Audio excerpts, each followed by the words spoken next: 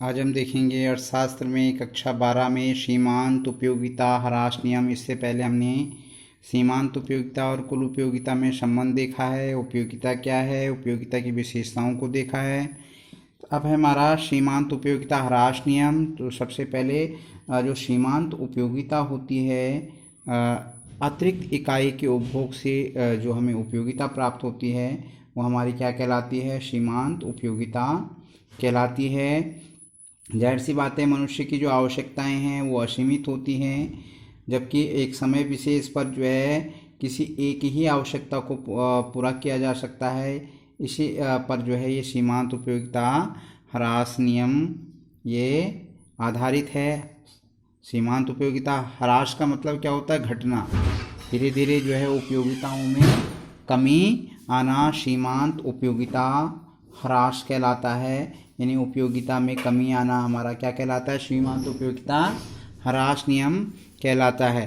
तो इसके जो सबसे पहले जो ये नियम दिया था, ये एच गौसेन ने सबसे पहले नियम दिया था, लेकिन इसकी जो संपूर्ण व्याख्या थी ये मार्शल ने दी है।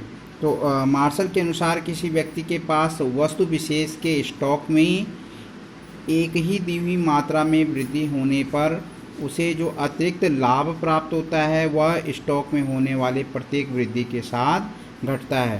कहने का मतलब क्या है?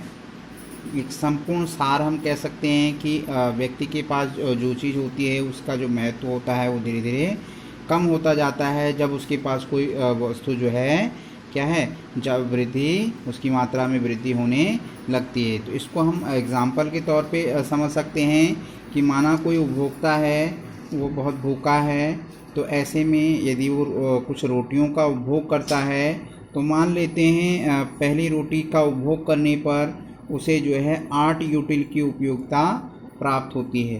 तो जब वो जो है क्या है दूसरी रोटी का उपभोग करेगा तो ऐसे में जो सीमांत उपयोगिता है वो घट करके 7 हो जाएगी, क्योंकि प्रत्येक जो इकाई होती है उसमें जैसे जैसे जो है वृद्धि होती है वैसे वैसे क्या है उसकी उपयोगिता जो होती है वो घटती जाती है। यानी कि उपयोगिता का ह्रास होना शुरू हो जाता है, उपयोगिता में कमी आनी शुरू हो जाती है।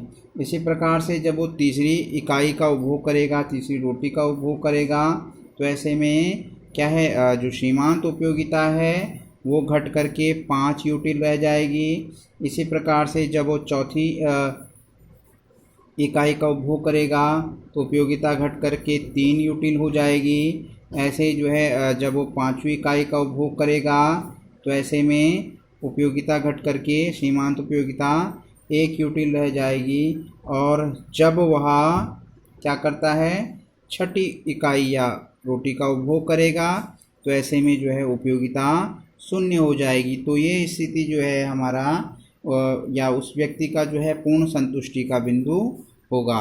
यानी जब लगातार उपभोग करते करते जो है क्या है सीमांत उपयोगिता 0 हो जाती है, तो इसका अर्थ होता है उपभोक्ता को पूरी तरह से संतुष्टि प्राप्त हो चुकी। तो ये पूर्ण संतुष्टि का बिंदु होता है। लेकिन इसके बाद भी अगर उपभोग की क्रिया जारी रहती है, ज़बरदस्ती 7वीं रोटी खाता है, तो सीमांत उपयोगिता क्या हो जाती है?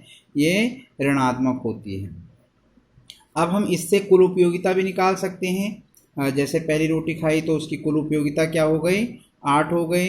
इसी प्रकार से जब वो दूसरी रोटी खाएगा तो दोनों रोटियों को 8 और प्लस 7 15 जोड़ते चले जाएंगे। 15 और 5 20, 20 और 3 23, 23 और 1 24, 24 में 0 24, 24 में से 2 गया ये 22।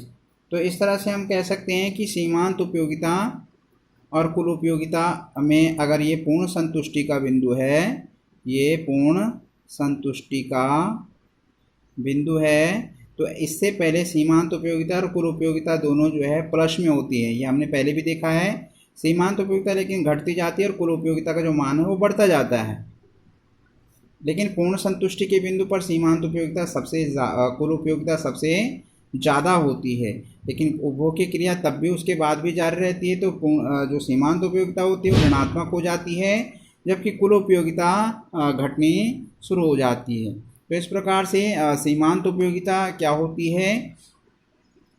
कि जब जो है जैसे जैसे या ज्यों ज्यों हम रोटी की एक इकाई का उपभोग करते हैं त्यों त्यों उसकी जो सीमांत उपयोगिता होती है वो घटती चली जाती है। यानी कि कोई भी वस्तु है अगर हम उसका उपभोग कर रहे हैं तो धीरे धीरे पहली बार में जो है उससे अधिक संतुष्टि मिलती है, अधिक सीमांत उपयोगिता मिलती है, लेकिन दूसरी तीसरी या अतिरिक्त इकाई के उपभोग से धीरे धीरे धीरे जो उपयोगिता होती है वो घटती चली जाती है। इसको हम रेखा चित्र द्वारा भी समझ सकते हैं। रेखा चित्र में स्पष्ट है कि जैसे हमने देखा ऊपर तालिका से कि पहली इकाई से ये रोटी की इकाइयाँ हैं, यहाँ पर रोटी की इकाइयाँ दे रखी है और यहाँ पर क्या है, यहाँ पर ये उपयोगिता है।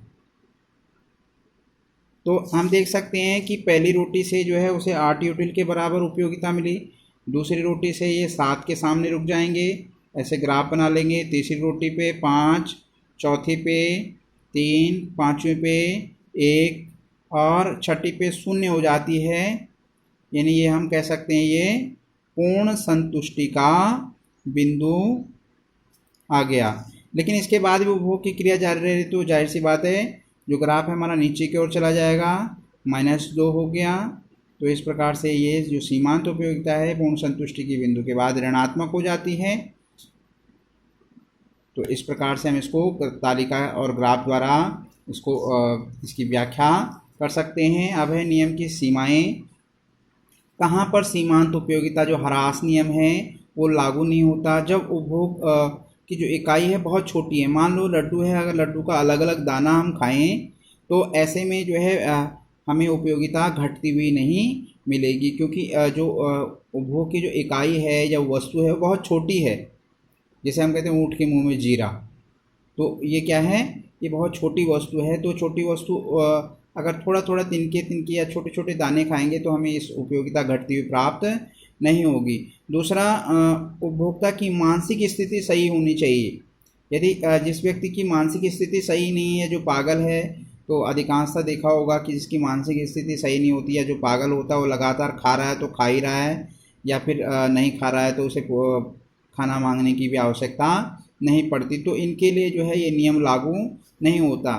तीसरा, मुद्रा के संचय के लिए या जो दुर्लभ वस्तुएं होती हैं, क्योंकि लगातार आज हमारे पास 10 रुपये हैं, कल 20 हो, परसों 30 हो, तो इसमें हमारी जो उपयोगिता है वो क्या होती है, वो घटती नहीं है। इसमें हमारी जो उपयोगिता होती है वो बढ़ती चली जाती है।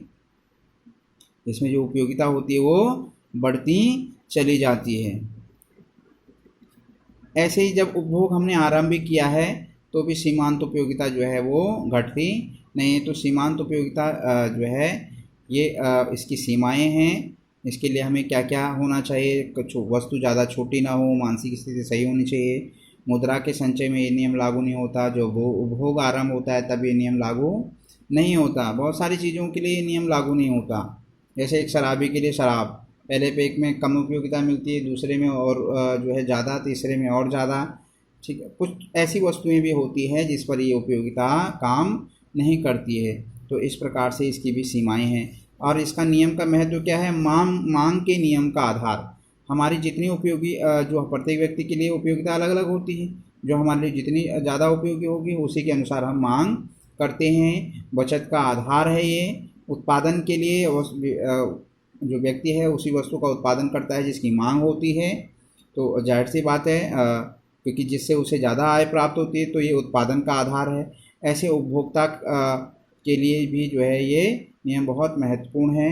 उपभोक्ता भी उस आय के अनुसार ही जो है अपनी आवश्यकताओं को पूरा करता है, अपनी सीमांत उपयोगिता के अनुसार काम करता है। तो इस प्रकार से जो उपयोगिता है, सीमांत उपयोगिता, वो घटती चली जाती है।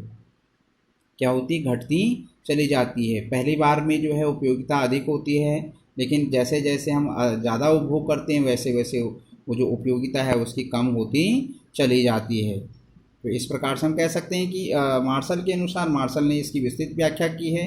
हालांकि एच गॉसेन ने ये पहली बार ये नियम लिया, लेकिन मार्शल ने इसको विशेष व्याख्या की है।